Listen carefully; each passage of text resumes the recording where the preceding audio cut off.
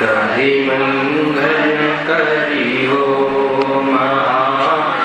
ग्रंथ करण को का जाते मिले समाज संग आवे निज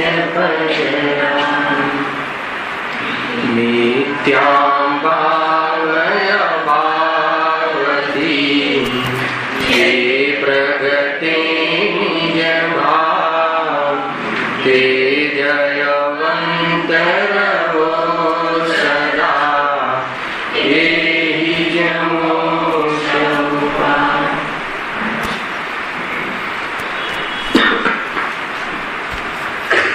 श्री मोक्ष मार्ग प्रकाशक ग्रंथ से बीजा अधिकार पर આપણે સ્વાધ્યાય ચાલી રહ્યું છે। મોહની કર્મના ઉદયમાં જીવને થતા મિથ્યાત્વ અને કસાય ભાવ એના કારણે સંસારમાં કેવી પ્રકારની પ્રવૃત્તિ કરે છે અર્થાત કેવી કેવી સ્થિતિને પ્રાપ્ત થાય છે।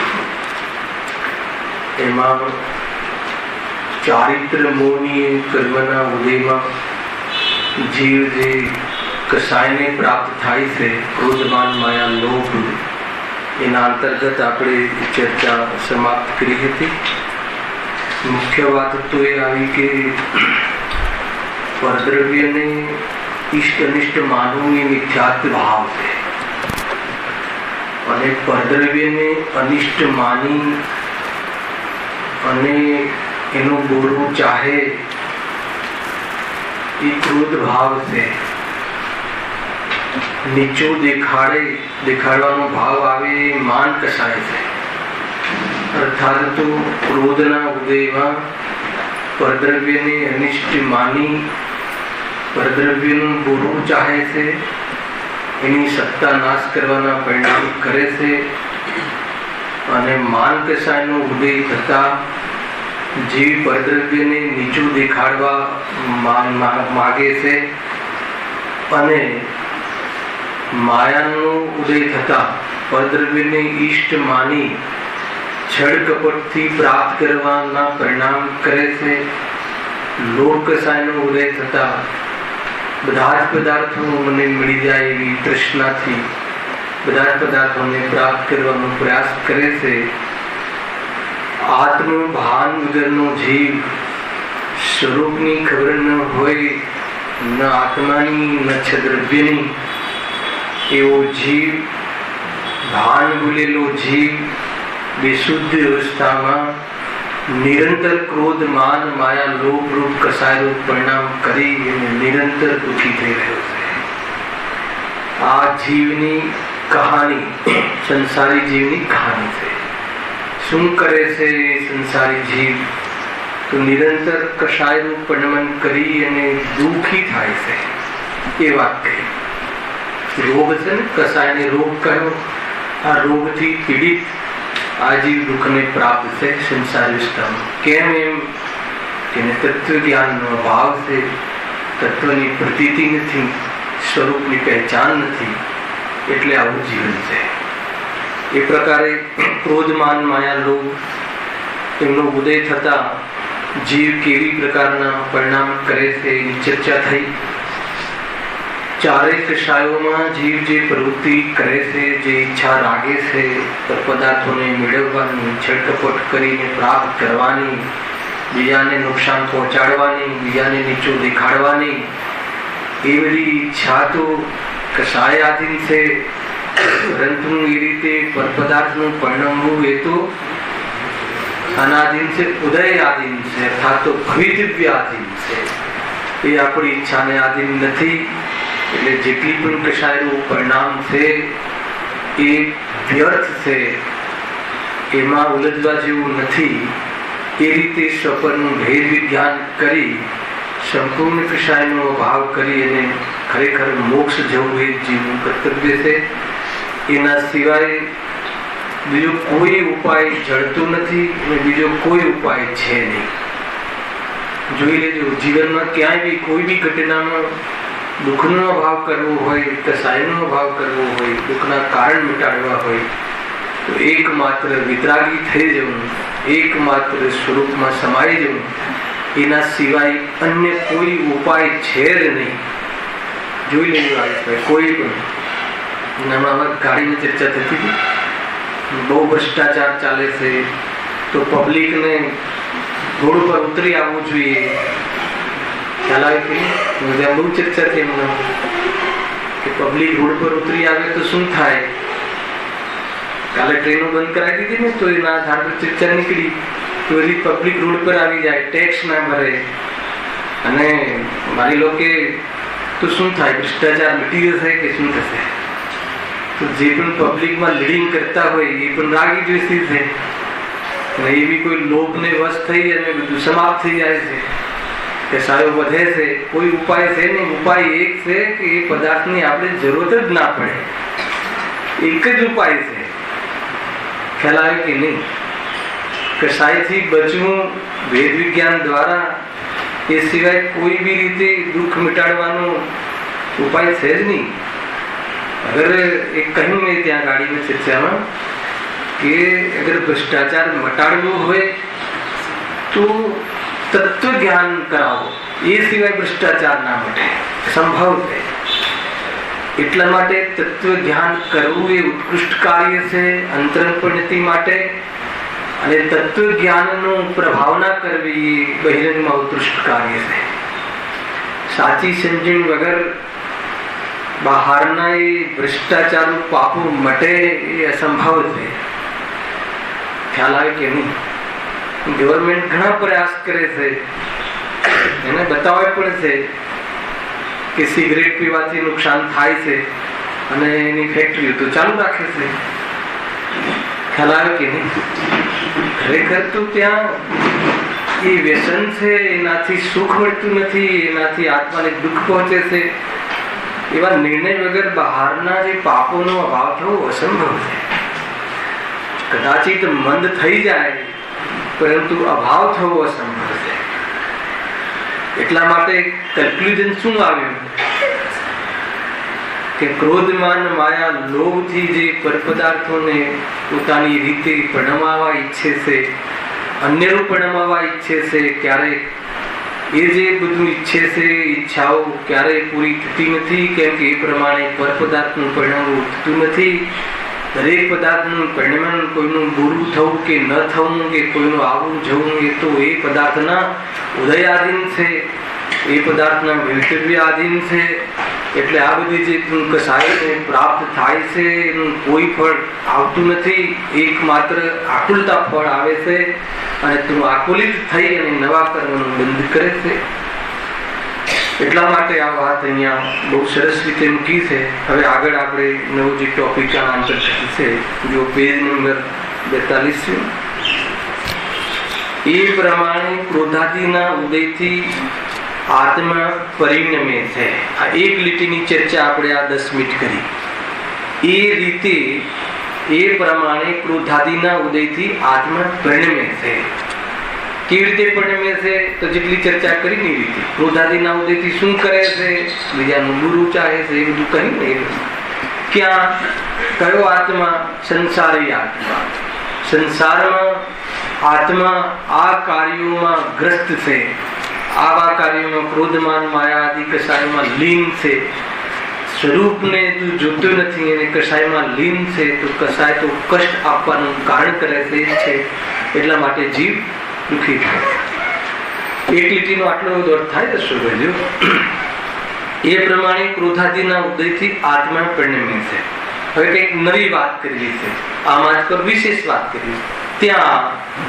ત્યાં એને વેદ પ્રકરણમાં ઓર અમારે કંઈક કહેવું છે, એમની શૈલી જૂનું પંડિતજીની. અને આગળનો આખો જ વિષય એક લીટીમાં સમેટ્યો કે આ રીતે એ પ્રમાણે ક્રોધ માન માયા લોભ આદિના કર્મના ઉદયમાં જીવ સ્વયં સ્વરૂપનું ભાન ભૂલીને બહારમાં એવી જાતિની ઈચ્છાઓ રાખે છે. ઈચ્છા પ્રમાણે પરપદાર્થની સાથે આવી અપેક્ષા રાખીને અદ્વા પ્રવર્તન કરે છે. કસાય અનુસાર બહુ ખોટા પરિણામ કરે છે. પછી શું થાય છે? એ પરિણામ કરે છે એટલે આત્મા તે પરિણમે છે. હવે એક કસાયમાં ઓર વિશેષ વાત કરી છે. ત્યાં જો એ કસાય ચાર પ્રકારના છે. હવે નવી વાત કરવી છે. એ જે કસાયો કહી ને એ એટલે કઈ હે ને, એ એટલે કઈ ના એમ નહીં, જરા નજદીક થી બોલો. કઈ જે આપણે કરીએ છીએ, જે આપણે જે કરીએ છીએ ને કલંક છે ને આત્મા માટે, તો કસાય તો આપણે જે ક્રોધમાન માયા આદિ રૂપ પરિણમીએ છીએ ને, મતલબ પોતાને અહીંયા વચ્ચે ઉભો રાખીને વિચાર કરો, જીવને સ્વયંને દૂર રહીને નહીં વિચાર કરો. ખ્યાલ, દોષ થી દૂર થવા માટે પહેલા દોષ નું કરવું જોઈએ એ નક્કી કરવું પડે. દોષ નો ભાવ કરવા માટે, અને આ દોષ છે એ રીતે નક્કી કરવાનું છે. તમે કહેતો ગુરુદેવ તો એમ જ કહ્યું છે ને કે એનાથી રહી, પણ દોષ છે એમ કહ્યું એનો અર્થ એ થઈ ગયો કે એનાથી રહી, એમાંથી એ જ ભાવ નીકળે છે. આ તો દોષ છે, સ્વભાવ નથી. આવી ગયું ને છેલ્લી વાત. તો આપણે દોષ તરીકે થોડી સ્વીકાર કરીએ છીએ, આપણે તો કર્તવ્ય રીતે સ્વીકાર કરીએ, સ્વભાવ રીતે સ્વીકાર કરીએ. એટલે સૌથી પહેલા તો દોષ છે, સ્વભાવ નથી. અને જે દોષ કહ્યો એનો અર્થ એ થઈ ગયો કે હું નથી, મારા નથી, એમાં આવી જાય છે ભેગું. એટલે વેદ ધ્યાન કરાવવામાં આવે છે. તો એ એટલા માટે કહ્યું કે એ પ્રમાણે હું ક્રોધાદિનો ઉદય થતા ક્રોધ અને ક્રોધાદિ અને જ્ઞાન આદિ બે ભિન્ન છે, ભેદ જ્ઞાનનો વિવેક ખોઈ બેસતા. એ રીતે પોતાને જરા દોષોથી અટકાવવા માટે દોષનું જ્ઞાન કર્યું ને, એ રીતે હું પરિણમું છું. ત્યાં એક ક્રોધાદિ કેટલા લેવલ ના છે નવી વાત બતાવી. આગળ વાત, ત્યાં એક કસાય ચાર પ્રકારના છે. અનંતાનુબંધી, અપ્રત્યાખ્યાનાવરણી, પ્રત્યાખ્યાનાવરણી અને સ્વંજન. હે ને, સાંભળ્યા કોઈ વાત આ શબ્દો ખ્યાલ આવે ને? તો જે ક્રોધ છે એ પણ ચાર પ્રકારનો. અનંતાનુબંધી ક્રોધ, અપ્રત્યાખ્યાનાવરણી ક્રોધ, પેલા સામાન્ય સિસ્ટમ સમજો, પછી આપણે એમાં સમજીએ વિશ્લેષણ કરીએ છીએ. ક્રોધ પણ ચાર પ્રકારનો. પેલા તો સૌથી પહેલા શું લીધું કે ચારિત્ર મોહની કર્મના ઉદયથી જે કસાય ભાવ થાય છે, બરાબર. હવે એ કસાય ભાવને સંક્ષિપ્તમાં કહીએ તો રાગ દ્વેષ થાય છે. રાગ દ્વેષને ઓર થોડો વિસ્તારથી કહીએ તો, થોડો વિસ્તાર કરીએ તો દ્વેષ એટલે ક્રોધમાન થાય છે, અને રાગ એટલે માયા અને લોભ થાય છે. એટલે કુલ મળીને ચારિત્ર મોહ થી ક્રોધમાન માયા લોભ ચાર પ્રકારના પરિણામ થાય છે. ખ્યાલ. અને દર્શન મોહ થી મિથ્યાત્વ થાય છે. તો એક મોહ શબ્દના બે ભેદ કર્યા, દર્શન મોહ, ચારિત્ર મોહ. દર્શન મોહ થી મિથ્યાત્વ ભાવ થાય છે. મિથ્યાત્વ ભાવનું શું લક્ષણ બતાવ્યું હતું? અતત્વ શ્રદ્ધા, અર્થાત તો સ્વ અથવા તો પર પદાર્થને ઈષ્ટ અનિષ્ટની કલ્પના પર પદાર્થમાં. એટલે કહ્યું ને, પર પદાર્થને ઈષ્ટ માનીને એટલે મિથ્યાત્વ. પર પદાર્થને અનિષ્ટ માનીને જ્યાં સુધી અનિષ્ટ માનવાનું નહીં છોડે ત્યાં સુધી ક્રોધનો ભાવ થવો અસંભવ છે.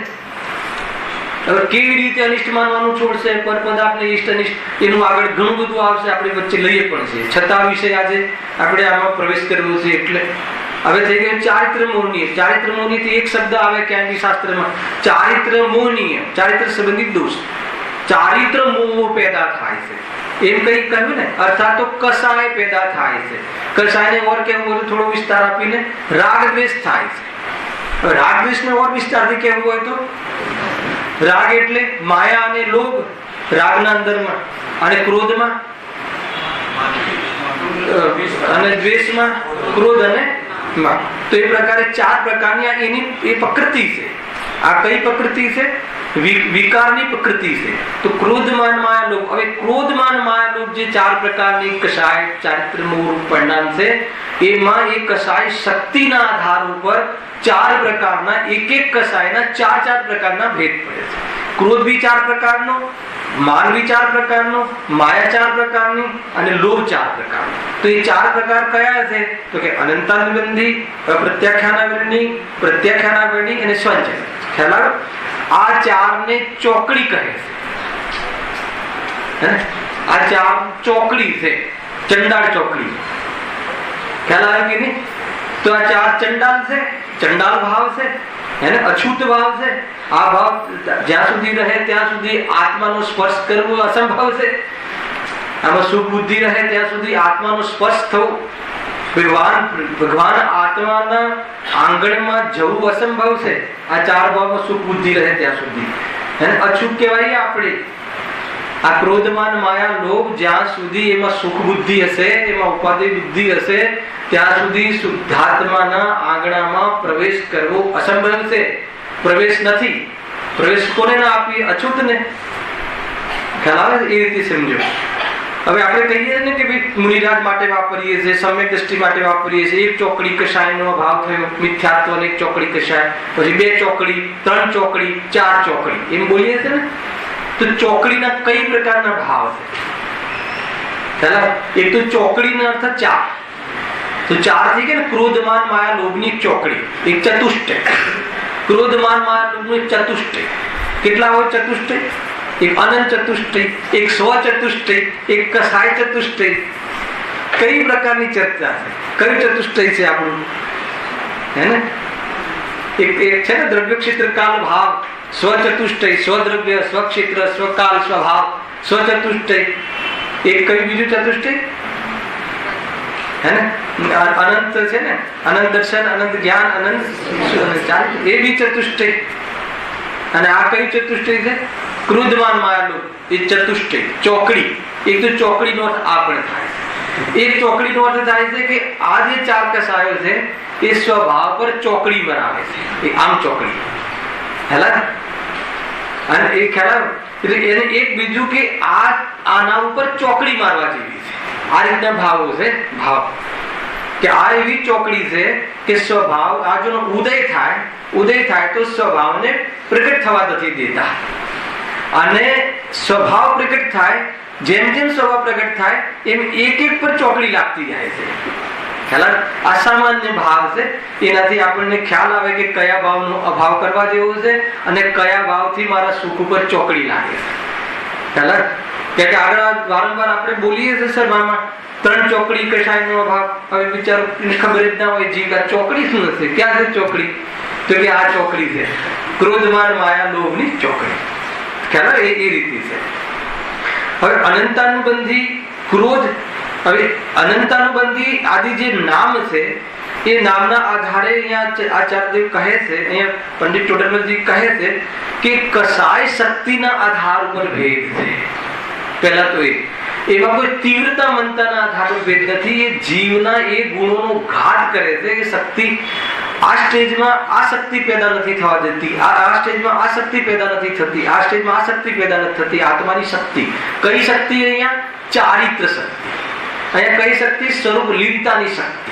તો સ્વરૂપ લીનતાની શક્તિ જે છે એક તો સ્વરૂપ આચરણમાં, સ્વરૂપ આચરણ અને સમ્યક દર્શન બે લેવ. સમ્યક દર્શન શ્રદ્ધાનું પરિણામ છે, પણ અનંતાનુબંધી એમાં પણ નિમિત્ત બને છે. એવો ક્રોધ અનંતાનુબંધી કહું એટલે તમારે અનંતાનુબંધી ક્રોધમાન માયાલોભ પકડી લે.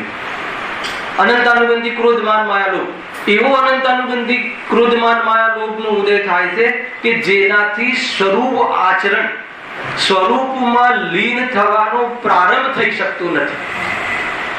ખ્યાલ? એ શક્તિ પેદા થતી નથી. એવી કસાય, એવો ક્રોધ, એવી ક્રોધની મસ્તી. કેવી ક્રોધની મસ્તી? કે સ્વરૂપમાં જવાનો ભાવ જ ના.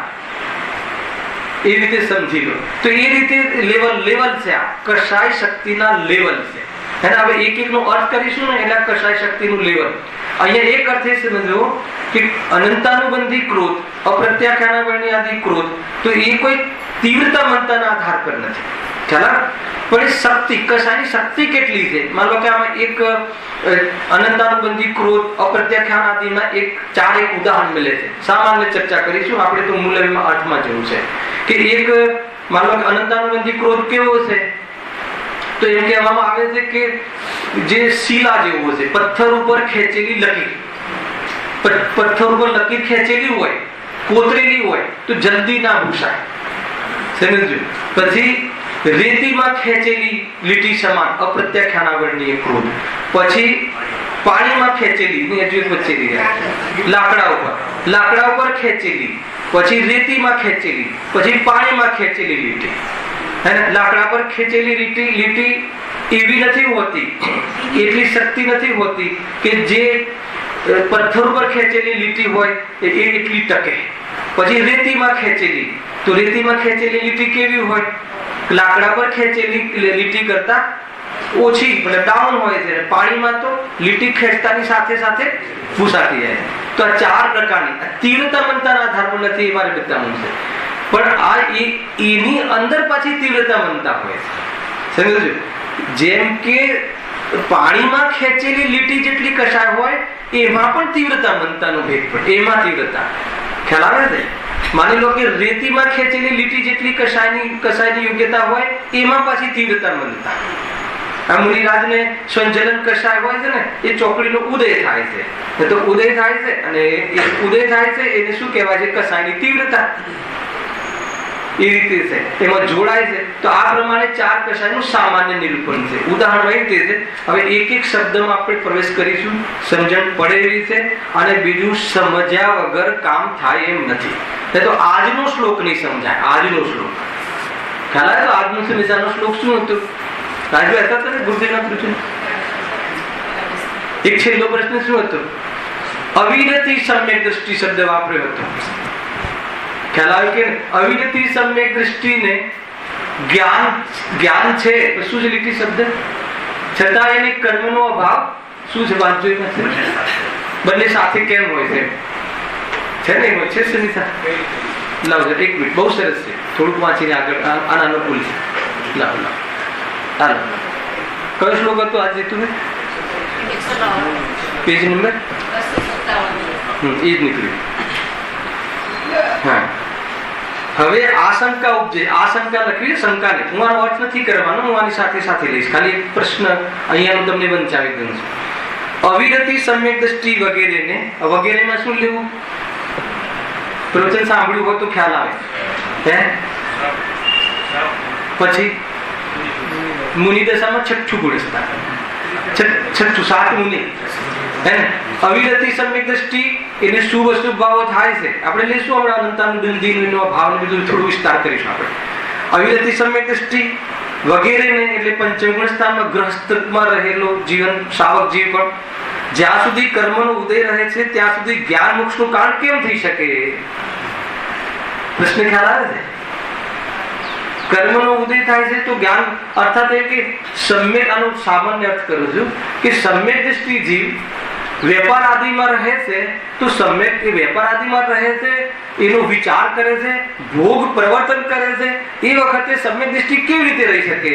આનો સીધો પ્રશ્ન આવે છે. શરીરમાં આવે છે. ખાલી પ્રશ્ન આનો જવાબ અહીંયાથી નહીં વાંચું. હું અત્યારે આપણે ચેપ્ટરના અંતર્ગત આનો ખુલાસો કરીશું. 9મા અધિકારનો વિશેષ ખુલાસો છે. સમ્યક દ્રષ્ટિ જ્યારે ભોગનું પ્રવર્તન કરે છે ત્યારે તો આત્માનો વિચાર પણ નથી, તો બધી એ વખતે એને સમ્યક દર્શન નથી હોતું. ને સમ્યક દર્શન હોય છે તો સમ્યક દર્શન અને આ રાગ ધારા બે સાથે કેવી રીતે રહી શકે? અર્થાત તો એનું જે જ્ઞાન છે એ આ કર્મને, એનું જ્ઞાન જો એ અવૃત્તિ સમ્યક દ્રષ્ટિનું જે જ્ઞાન છે, તમે કહો છો સમ્યક્તવાદી સમ્યક જ્ઞાન, તો એને મોક્ષનું કારણ કેવી રીતે થઈ શકે? એવો પ્રશ્ન છે. જ્યાં સુધી આ વસ્તુ નહીં સમજાય, આ 4 ચોકડી અને એના આધાર ઉપર એના સ્ટેજ ને એના લેવલ ને, ત્યાં સુધી બહુ પ્રશ્ન થશે, જબરજસ્ત પ્રશ્ન થશે. એટલા માટે હું આજનું પ્રકરણ વિશેષ રીતે લેવાનો મને વિકલ્પ છે. ઘણી રીતે આ 4 ચોકડી કોનો દોષ છે? ચારિત્ર સંબંધી દોષ છે. બહુ પ્રશ્ન થાય છે.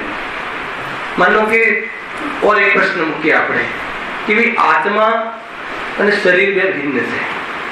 આત્મા ખાતો પણ નથી, આત્મા પીતો પણ નથી, આત્મા બળતો પણ નથી. આપણે સાંભળીએ છીએ, આપણે કહીએ પણ બાળકોને, તો બાળકોને જિજ્ઞાસા થાય છે કે આ કહે છે કે આત્મા ખાતો નથી, આત્મા પીતો નથી, અને આ જીવ સ્વયં ખાવા માટે તો આવે છે, ખાવાના માટે કમાવા તો જાય છે, તો કેવી રીતે?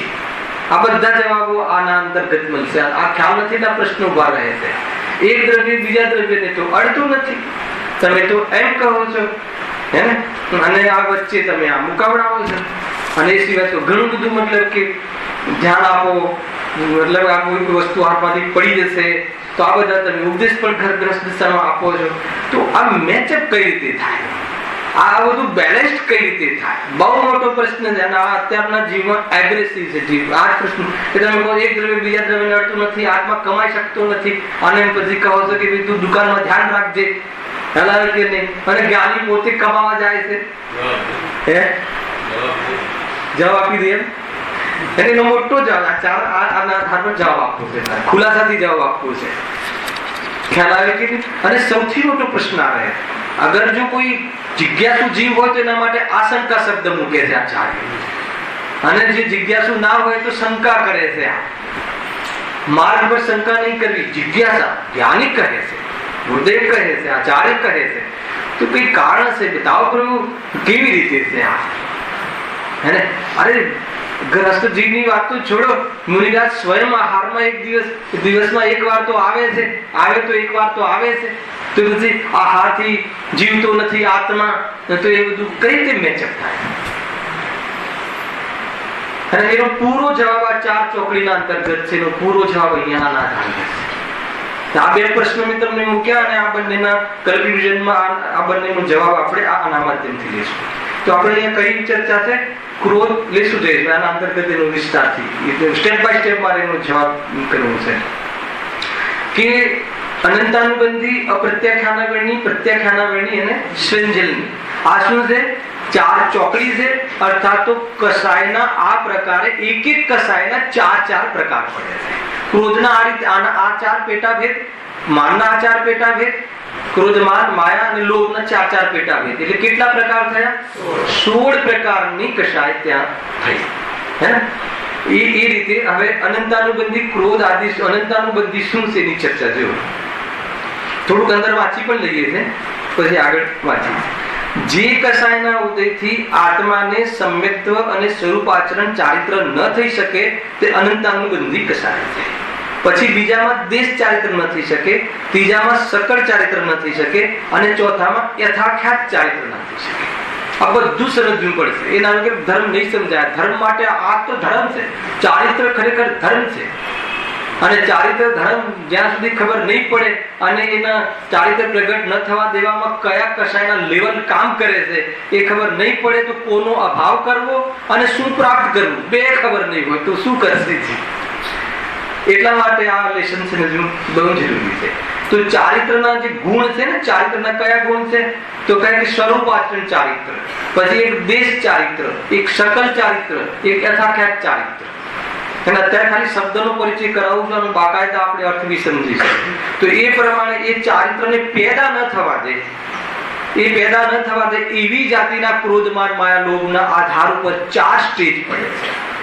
તો એમાં સૌથી પહેલા અનંતાનુબંધી ક્રોધ, માન, માયા, લોભ એટલે શું, એ શું છે કસાયનો અર્થ. એમાં અનંતાનુબંધીનું પહેલા આપણે અર્થ કરીએ.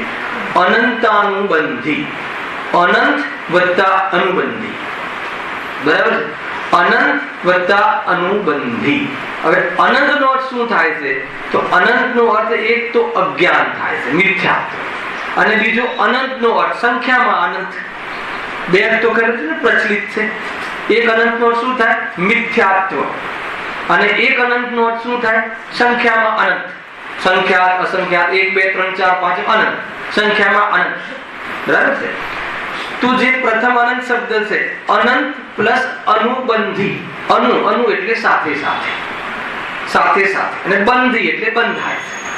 મિથ્યાત્વની સાથે સાથે બંધાય અથવા તો મિથ્યાત્વ સહિત જે ક્રોધ, માન, માયા, લોભ થાય એને અનંતાનુબંધી ક્રોધ, માન, માયા, લોભ કહે છે. આ થઈ ગયો વાક્યનો અર્થ. એવું તમને ભાવાસન કરાવો. પેલા વાક્યનો અર્થ ખબર પડવી જોઈએ. એક જણને બી ખબર ના પડે તો પૂરી સભામાં આંગળી ઊંચી કરજો, આપણે એને ફરતી સમજીશું. કોઈ ઉતાવળ નથી. મેં તો વારંવાર કેટલા 3 વર્ષથી પ્રવચન કરું છું અહીંયા. ઘણી વાર બોલતો હોઈશ કે એક ચોકડીનો અભાવ થઈ ગયો તો સ્વાનો અભાવ થયો, કઈ ચોકડી થઈ એને ખબર જ નહીં હોય તો સમ્યક દર્શન શું છે, સ્વરૂપાચરણ ચારિત્ર શું છે એની ખબર નહીં પડે. એટલે પહેલી ચોકડી અથવા અનંતાનુબંધી ક્રોધ, માન, માયા, લોભની ચોકડી એનો આપણે અર્થ કરી રહ્યા છીએ. તો અનંતાનુબંધી એટલે શું? અનંત પ્લસ અનુબંધી. અનંત એટલે મિથ્યાત્વ અર્થાત તો અજ્ઞાન, ભ્રાંતિ. એને એ કોનો દોષ છે? ચારિત્રનો દોષ છે કે શ્રદ્ધાનો દોષ છે? શ્રદ્ધાનો દોષ છે. એટલે મિથ્યાત્વ હે ને, અર્થાત તો દર્શન મોહ, મિથ્યા ભ્રાંતિ, પર પદાર્થમાં ઈષ્ટ અનિષ્ટની બુદ્ધિ, અને એ કયો ભાવ છે? મિથ્યાત્વ ભાવ. એ મિથ્યાત્વ ભાવ, મિથ્યાત્વની સાથે બંધાવા વાળી પ્રકૃતિ, એ ક્રોધમાન માયા લોભ, એ થઈ ગઈ અનંતાનુબંધી. અથવા આપણે બીજી રીતે લઈએ, મિથ્યાત્વની સાથે થવા વાળા ક્રોધમાન માયા લોભ, એને અનંતાનુબંધી ક્રોધમાન માયા લોભ કહે છે. આનો અર્થ આ થાય શાસ્ત્રીય. હવે મિથ્યાત્વની સાથે બંધાવાનો અર્થ ક્રોધ શું છે? મિથ્યાત્વની સાથે. હવે માની લો કે આપણે પરદ્રવ્યથી મને લાભ થાય છે એ માની, હવે ભગવાનની સામે આપણે ઉભા છીએ, શિવેન્દ્ર ભગવાનની સામે મંદિરમાં ઉપર, બરાબર? હવે આપણી પાસે મિથ્યાત્વ શું છે? કે મને ભગવાન લાભ કરશે. એ શું થઈ ગયું? મિથ્યાત્વ, અજ્ઞાન. હવે એને લઈને એ મિથ્યાત્વને સહિત ભગવાનને પૂજવાનો રાગ, ભગવાનને પૂજવાનો રાગ થયો ને, રાગ થયો તો ભગવાનને પૂજવાનો જે રાગ થયો એ શું થયું?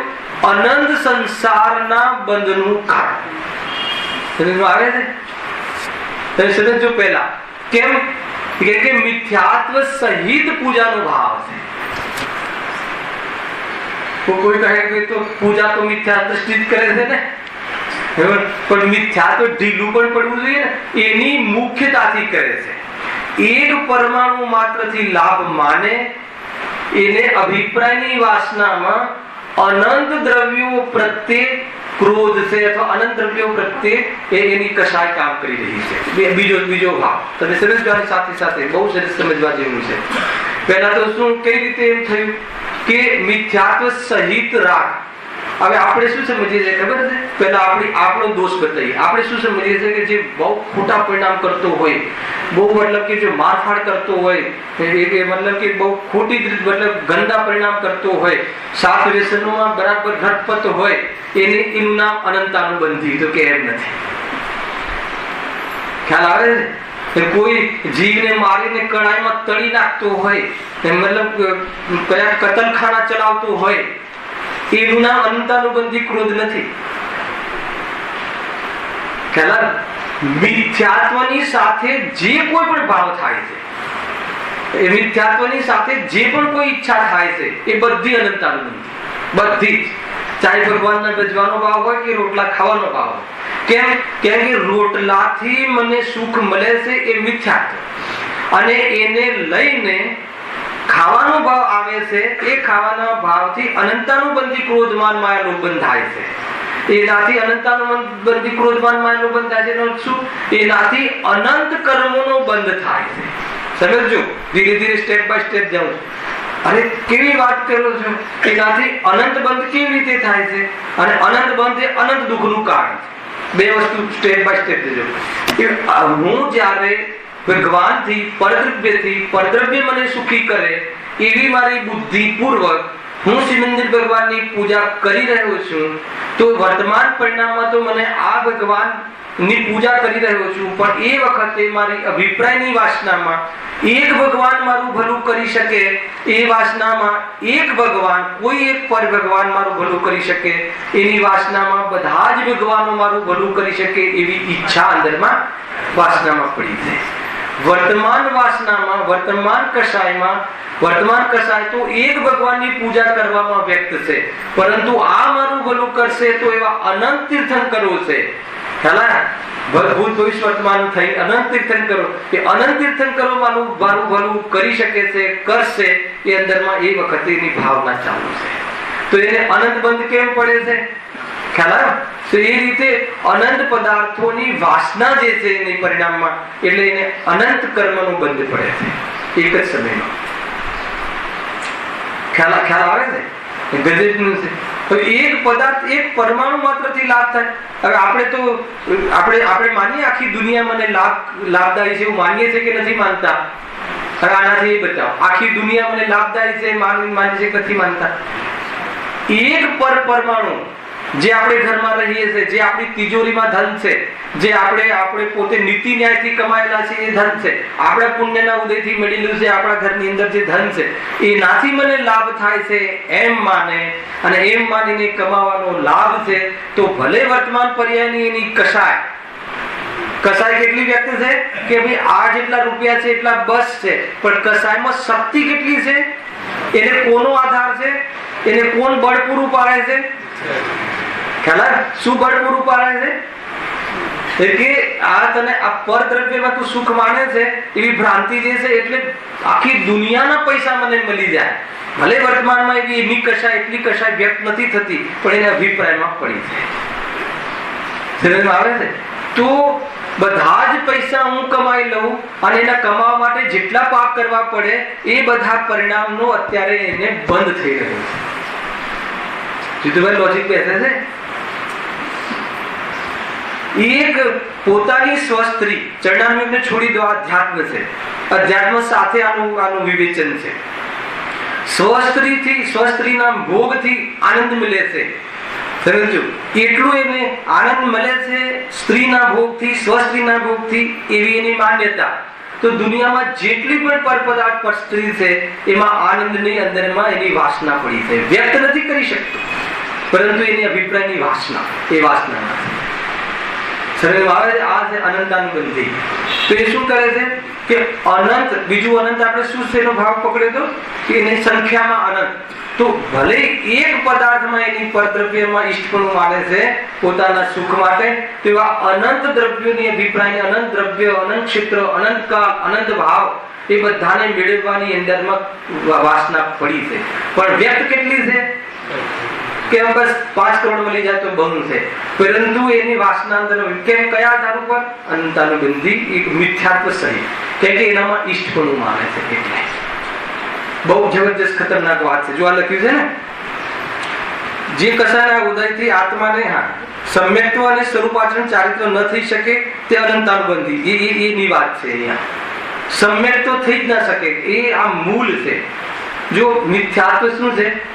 મૂળ છે. મિથ્યાત્વ શાનું મૂળ છે?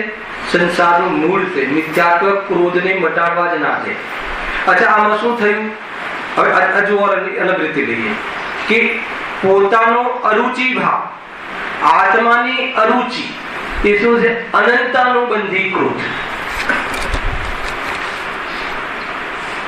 જેને પરદ્રવ્ય પર પ્રેમ છે, પરદ્રવ્યની આસક્તિ છે, પરદ્રવ્યથી પ્રેમ ઉમટે છે, તો એ શું થઈ ગયું કે એને આત્માનો પ્રેમ નથી. અને આત્માનો પ્રેમ નથી, એને પરદ્રવ્યમાં એક પરમાણુ ભલે એને અત્યારે ગમતો હોય, પણ આત્માનો પ્રેમ ન હોવાના કારણે એને અનંત દ્રવ્યનો પ્રેમ એની વાસનામાં પડે છે. અને એને લઈને અનાદિથી અનંત ગતિઓમાં એક એક દ્રવ્યોના કનેક્શન કરે છે, પરંતુ કોઈ જગ્યાએ એનું ઠેકાણું પડતું નથી. એટલા માટે એનો અનંત સંસાર ખુલે છે. આપણને મિથ્યાત્વના કારણે સંસારનો રંજ માત્ર પણ સંસારની કમી થતી નથી. કેમ કે મિથ્યાત્વ એ છે કે એક આત્માને છોડીને અગર કોઈને એક પરમાણુ માત્ર પણ ગમે તો કહે છે કે તને અનંત દ્રવ્યનો પ્રેમ છે, અનંત દ્રવ્યથી તું લાભ માને છે, અનંત દ્રવ્યની તારામાં ચાહના છે, એટલે તું અનંત દ્રવ્યોને પ્રાપ્ત કરવાનો પ્રયાસ કરીશ, અને અનંત દ્રવ્યોને પ્રાપ્ત કરવાના પ્રયાસ માટે અનંત કાળ જોઈએ, એટલે તારે અનંત કાળ માટે રખડવું પડશે. અને અનંત કાળથી રખડી રહ્યો છે, છતાં એક પણ પરમાણુ એક પણ પદાર્થે તારા પ્રેમનો સ્વીકાર કર્યો નહીં, એટલા માટે તું આજે પણ દુઃખી. આજે મિથ્યાત્વ સહિતની કશાય, ખ્યાલ? મિથ્યાત્વ સહિત જે કશાય છે અનંતાનુબંધી, એ શું કરાવે છે? અનંત દ્રવ્યનો કોન્ટેક્ટ કરાવે છે. એ રીતે અનંતનો અર્થ થાય છે. અને મિથ્યાત્વ સહિત ક્રોધ ભલે, મિથ્યાત્વ સહિત રાગ ભલે શુભ હોય, બહુ ખતરનાક વાત છે.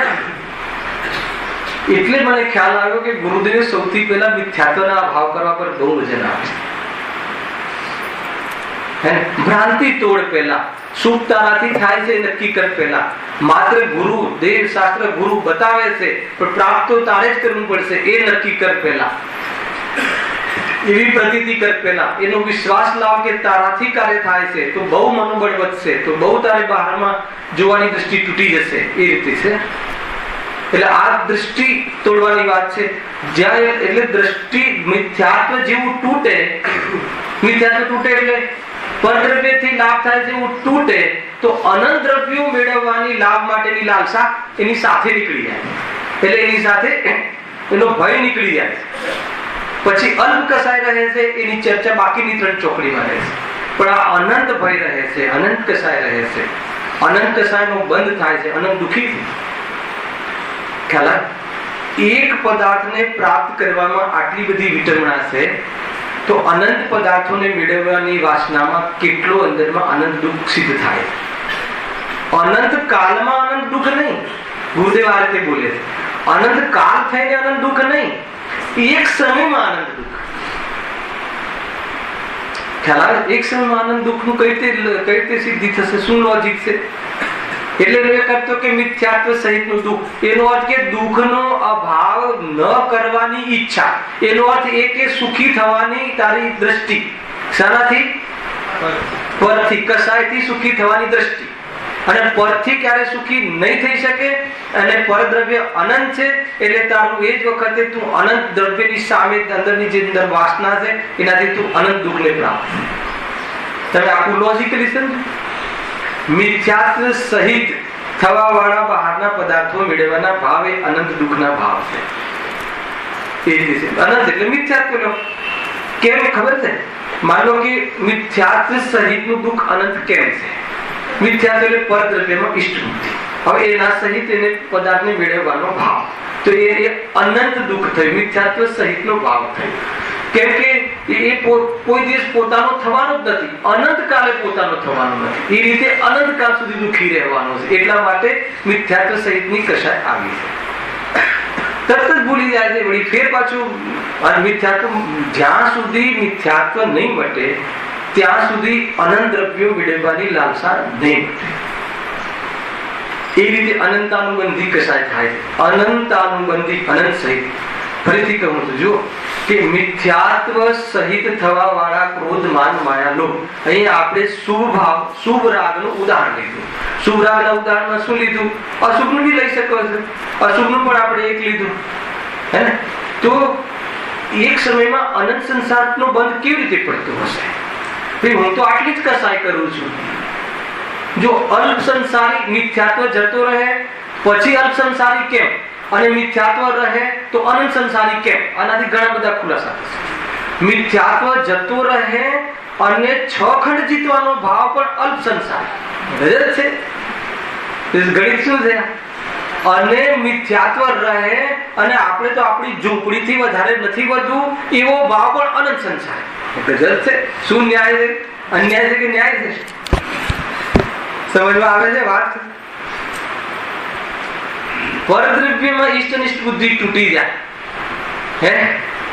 હા, એકત્વાદી તૂટી જાય, પરદ્રવ્યથી લાભ થતો નથી, તૂટી જાય. અને છતાં 6 ખંડ જીતવાનો રાગ આવે. 6 ખંડ જોઈએ છે ભરત ચક્રવર્તીને. એક પણ ખંડ, ભલે એનો ભાઈ હોય એક ખંડમાં સામે, તો પણ નહીં, તમે મારા તાબે થઈ જાઓ. 6 ખંડ જોઈએ છે મને, તો પણ કહે છે અલ્પ સંસારી. અને અહીંયા ભાઈ આજ સુધી મેં મારી પાસે જે 100 ફૂટની ઝોપડી છે એની બાજુમાં હું બાજુના રૂમની ઈચ્છા પણ કરતો નથી. ઈચ્છા કરતો નથી, છતાં આ ઝોપડી છે એ આપણું સ્થાન છે, એમાં જ મજા છે, એમાં અમને સંતુષ્ટિ છે. સમજ આવે છે કે નહીં? તો એક પર પદાર્થથી તને સંતોષ અથવા સંતુષ્ટિ તું માને છે, એ મિથ્યાત્વ. એને લઈને ભલે તારી એટલી કશાયની મનતા હોય પણ તારી અભિપ્રાયની વાસનામાં અત્યારે વ્યક્ત નથી, પરંતુ તારી વાસના એટલી છે કે મને પર પદાર્થથી સુખ થાય છે તો પર પદાર્થ બધા મને મળે. સમજ્યું? ખ્યાલ આવે છે કે નહીં? હવે એને બંધ કેટલો થાય છે? તો કે અનંત સંસારનો બંધ થઈ રહ્યો છે. એટલા માટે એક અણુ માત્ર પણ રાગ નથી હોતો. મુનિરાજોને એમ કહ્યું. અણુ માત્ર એટલે શું છે?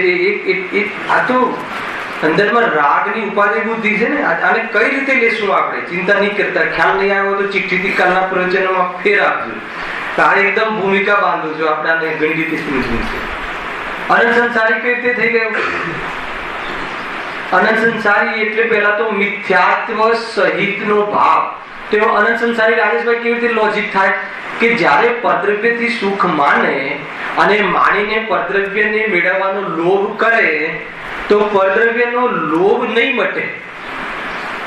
કેમ નહીં મટે? કેમ કે એનાથી સુખ માને છે એટલે એનો લોભ ક્યારે નહીં મટે. ક્યારે મટશે?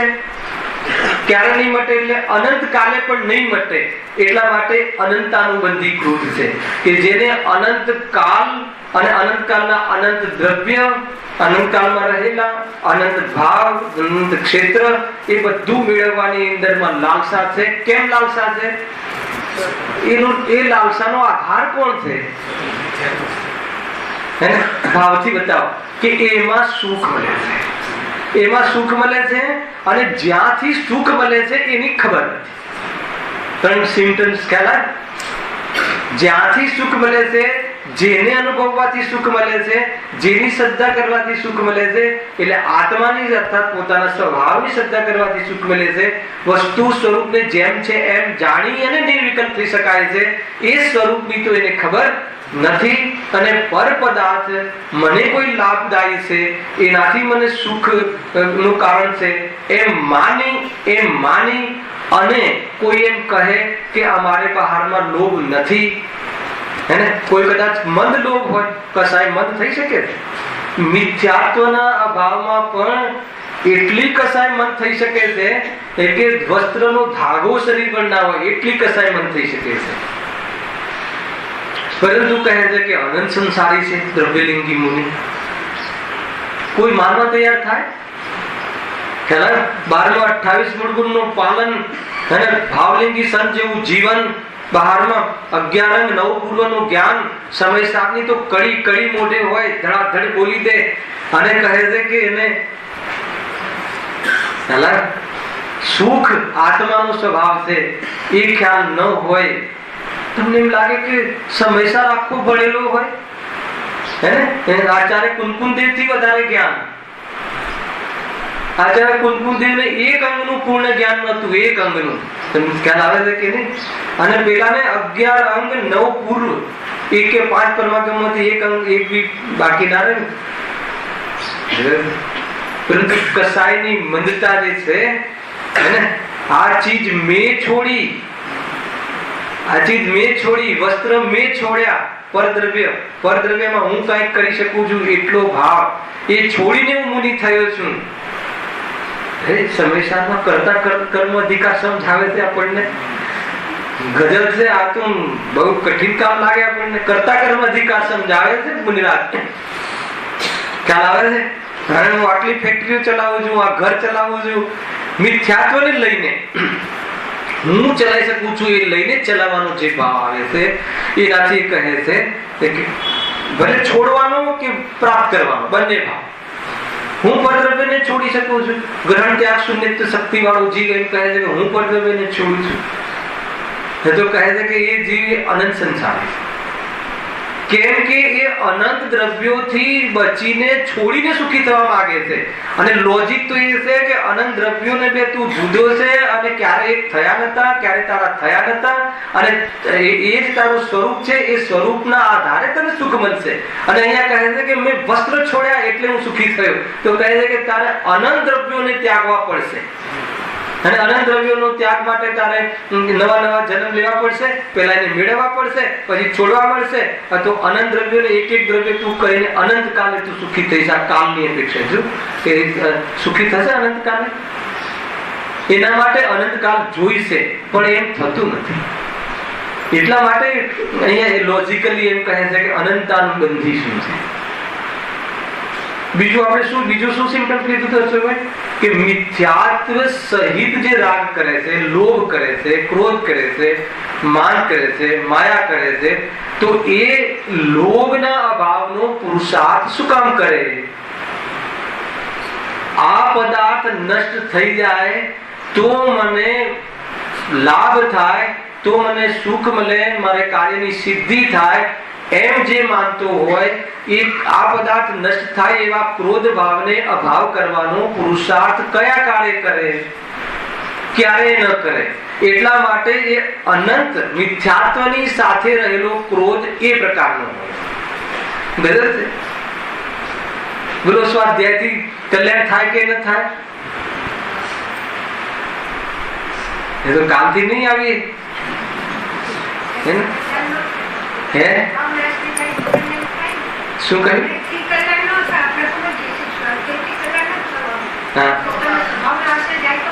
અચ્છા, એક દિવસ સ્વાધ્યાય ચૂકી જઈએ તો કેવું થાય છે? તમે માન લો કે દવાખાને હતા ત્યારે અહીંયા નતા આવતા પ્રવચનમાં, તો મારું સ્વાધ્યાય ચૂકી ગયું હે? સ્વાધ્યાયની વાત છે, આપણે એને સ્વાધ્યાય કરીએ છીએ. બહુ સારી વાત છે. અંતરંગ સ્વાધ્યાય હોય તો બહુ શાબાશ અને સ્વાગત છે મોક્ષ માર્ગમાં એવા જીવોનું. જરા પણ ના નથી, એની વાત નથી. જેને અંદરમાં આત્મદર્શન છે અને જેને એ તો સ્વાધ્યાય આદિ વિશેષ કરે છે અને સ્વાધ્યાય આદિથી સુખ નથી માનતો. કેવું સ્વરૂપ છે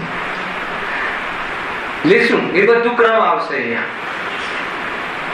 સૌથી પહેલા આપણે જ્યાં ઉભા હોઈએ ત્યાંથી વિચારો.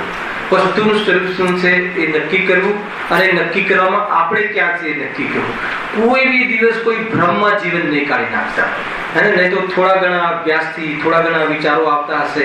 હું તમને અહીંયા બારની ખાલ કાઢીને સમજાવું છું તો મને કોઈ ભ્રમ થઈ જાય તો મને આટલી ખબર પડે છે તો કહે છે કે એ ખ્યાલ આવ્યો, અને હું બધાને સમજાવી શકું છું, અને હું ઘણો સમજુ છું. મારું જ્ઞાન લક્ષ ઉઘાડના જ્ઞાનનું મને એક સમયની પર્યાયનું અભિમાન અંદરમાં હોય તો કહે છે કે અનંત સંસારી આ ગાદીએ બેસીને પણ છે.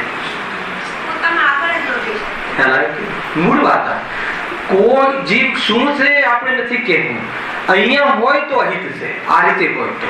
કેમ કે અહીંયા બેઠેલું જીવ ક્યાં કયા ખૂણામાં કોઈ પ્રેઝન્ટેશન ના કરી શકતો હોય એ જીવ કોઈ જ્ઞાની હોઈ શકે છે.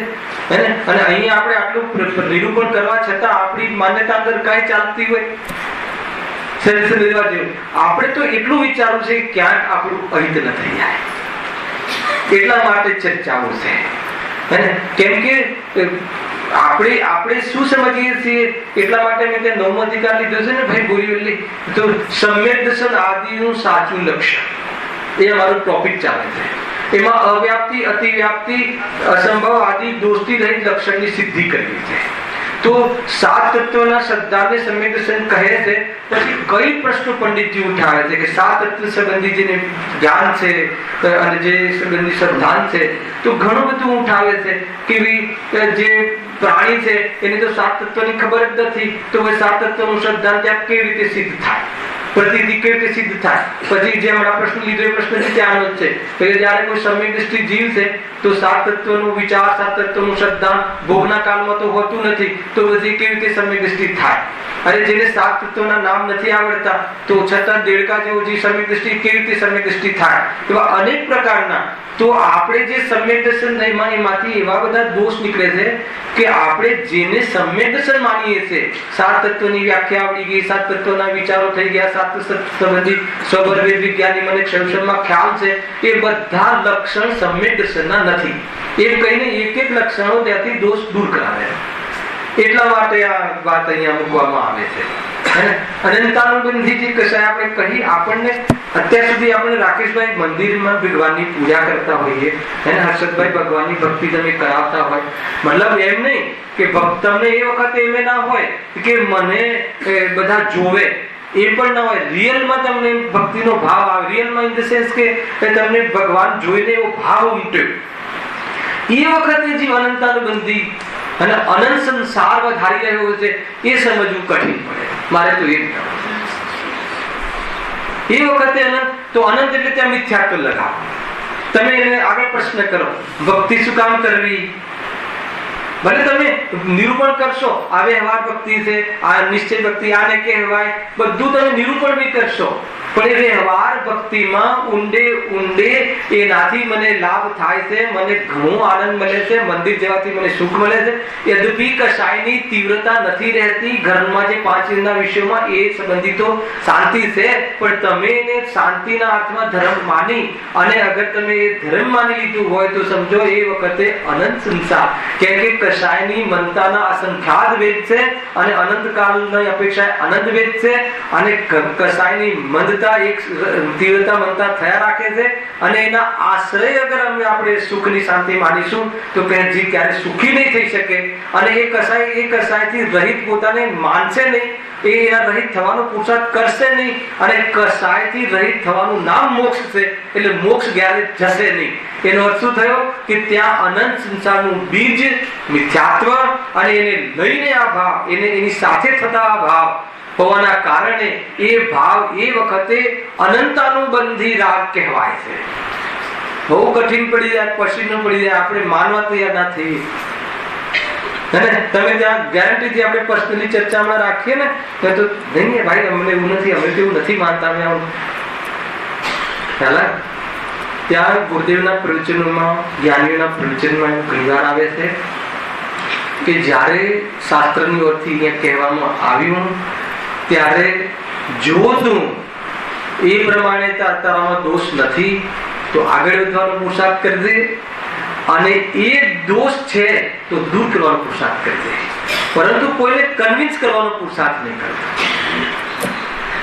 ગજબ છે આ બધું. હું તો મને પકડીને કહું છું, જ્યારે હું કોઈને કન્વિન્સ, ઘરમાં આપણે ચર્ચાઓ થતી ના એ તો ક્રોધ આવે છે પણ એ ટાઈપનો ક્રોધ નથી. એને કન્વિન્સ કરવા ગયા તો સમજી લો કે દોષ છે,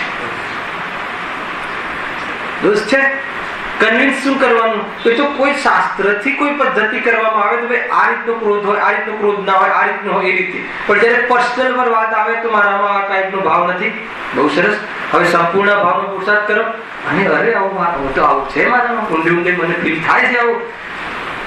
વાત ખતમ. અરે હું તો અનંત સંસાર કરી રહ્યો છું, સાચી સમજણ નથી. હે પ્રભુ, સ્વના ભેદ વિજ્ઞાન ફરીથી સ્વાધ્યાય આવી, ફરીથી નવેસરથી નવો દાવ. શું પ્રોબ્લેમ છે? એનું જો શાસ્ત્ર સમજાય ને જયેશભાઈ નીકળવાનું હોય ને અહીંયાથી તો અત્યારે 9મો અધિકાર આવી ગયા. તો બહુ મોટી વાત નથી, પણ એક પરિણામના ઇન્વોલ્વ સાથે આપણને મૂકીને પ્રયોગાત્મક શૈલીથી આ વાત છે. નહીં તો અનંતાનુબંધીની વ્યાખ્યા, પ્રત્યેકની વ્યાખ્યા, 2 મિનિટની વ્યાખ્યા હોય, ધડાધડ આગળ વધી જશે. પણ તમે ઝાંકો પોતાના, આપણે ઝાંકીએ કે ખરેખર અહીંયા કોઈ અરે મંદિર શું, આપણે તમને ઘરમાં કોઈ એમ કહી દે ને કે છોકરાઓ તમે વળી કયા મોટા કરે, જોજો પછી કેવો જીવ ફૂંગરે છે, ખ્યાલ આવે કે નહીં? બધું જ સંભળાઈ દેશે. તું આવડો હતો, તને આમ જેમ ગુરુદેવ સંભળાવે છે, આ 2 પગને આમ રાખીને તને દસ્ત કરાવેલા છે, તારું મતલબ તારી પલીતી ઉઠાઈ છે, તારું બધું કર્યું છે, અને અત્યારે તું એમ કહે છે કે તને મોટું નથી કર્યું. શું થયું? ક્યાં ગયું? ખ્યાલ આવે છે કે મોટી ગહેરાઈયા મિલતી નહીં. આ છે તો જીભ ભૂલી જાય છે એને, તો એને પકડમાં આવવું જોઈએ કે અરે એ તો આટલું કરતું.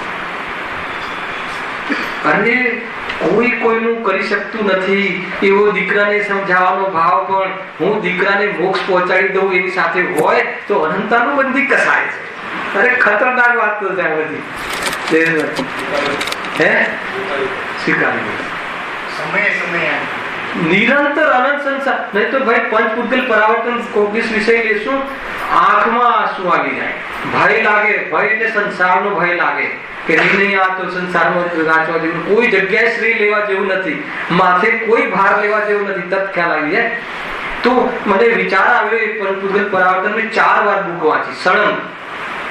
તો મને ખ્યાલ આવ્યો કે આપણે તો અત્યારે આપણે જે અહીંયા સભામાં બેઠા છીએ એ વાતો કોઈ ખતરનાક પાપ નથી જે દુનિયામાં દેખાય છે એવું આપણે વિચારી શકીએ. તો આપણે અનંત સંસારનો પંચભૂતગલ પરાવર્તન કેવી રીતે થતા હશે?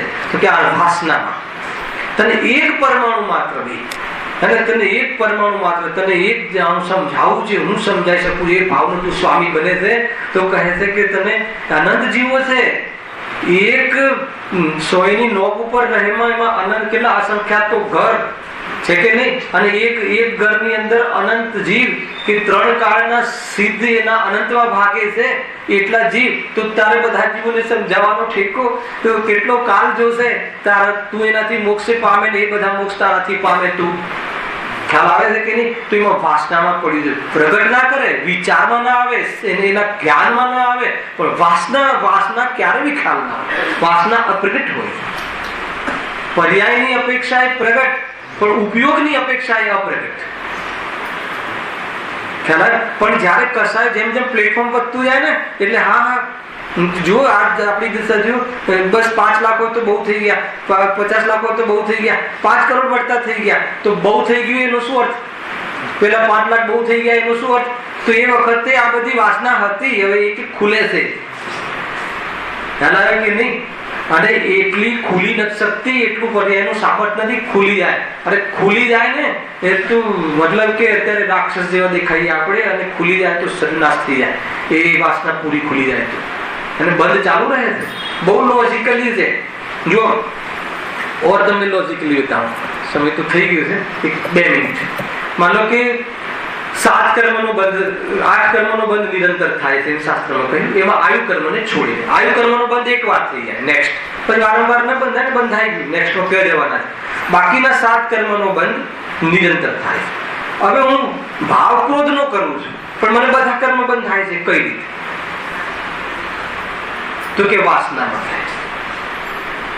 બતાવો. અચ્છા એ બતાવો રાજેશભાઈ કે અત્યારે 5 પાપમાં હિંસા, જૂઠ, ચોરી, કુશિક, પરિગ્રહ કઈ પ્રવૃત્તિ કરી રહ્યા છે અત્યારે આપણે? કોઈ હિંસા નથી કરી રહ્યા, કોઈ ચોરી નથી, કોઈ જૂઠું બોલવાનો તો પ્રસંગ જ નથી, સાંભળી રહ્યા છીએ માની લો, હે ને? હિંસા, જૂઠ, ચોરી, કુશિક, કોઈ માતા બહેનની સામે નજર ખરાબ નથી નાખી રહ્યા, કોઈ પરિગ્રહ, કોઈ અત્યારે કોઈ ધંધો કરવા નથી જઈ રહ્યા. તો બતાવો અત્યારે 5 પાપનો આપણને ભાવ છે કે સદભાવ છે?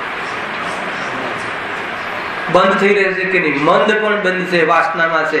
પછી જે વાસનામાં છે ને પછી કસાય વધતી પછી પ્લેટફોર્મ પર આવી જાય, પછી વળી પાછું એની પ્રવૃત્તિ દેખાય. એ રીતે છે. 5 પાપનો અભાવ માત્ર મુનિરાજોને હોય છે. આ 4 ચોકડીના અંતર્ગત હું ઘણા વિષયો ખોલીશ. એટલો આનંદ આવશે આપણને. આનંદ કેમ આવશે ખબર છે? કે આપણો ભ્રમ તૂટશે. ભ્રમ તૂટવાથી બી આનંદ આવવો જોઈએ. ખ્યાલ? અને જો ભ્રમ રહી જાય તો ભવ જતો રહેશે, અને અનંત ભવ બાંધીને જીવ ચાલી જશે. ક્ષેત્ર મળ્યું તો ભવના ભાવનું, પણ લાભ ના થાય. સમજવા જેવું છે. કાલે એનો વિસ્તાર. સહજાનંદ